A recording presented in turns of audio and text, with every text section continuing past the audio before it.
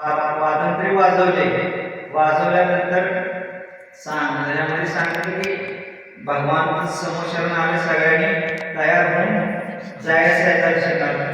मग ते आपल्या ह्याच्यामध्ये राज हातीवर हे सगळे सैनिक घेऊन निघाले होते.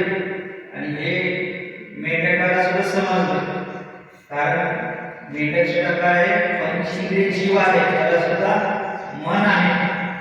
म्हणून त्याला काय झालं की आपण सुद्धा भगवंताची भक्ती करावं. म्हणून त्यांनी काय केलं, एक कमळाशी सरोवरामध्ये कमळ होतं, त्यातलं एक पंखुडी तोडून त्यांनी काय केलं, आपल्या मुखामध्ये घेऊन तो चालू लागला.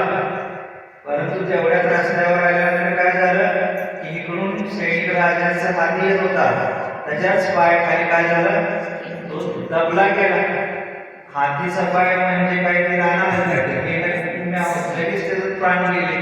प्राण गेल्यानंतर तो लगेच कुठे जन्मला, स्वर्गामध्ये जन्मला. आणि कुठं तिर्यांचे पर्याय आणि कुठं स्वर्ग. आणि कशामुळं, भक्तीमुळं.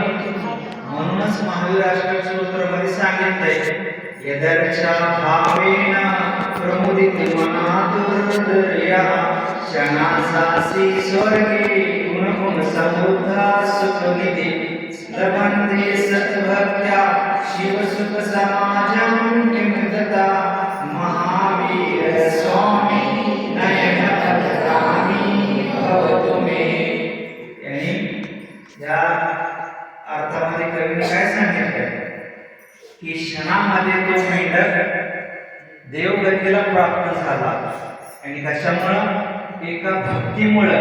आणि कसं, मनामध्ये प्रमुदित भावाने, ते भक्तीच्या भावाने चालला होता. त्या भावाने काय झालं, त्याला स्वर्ग गती प्राप्त झाली.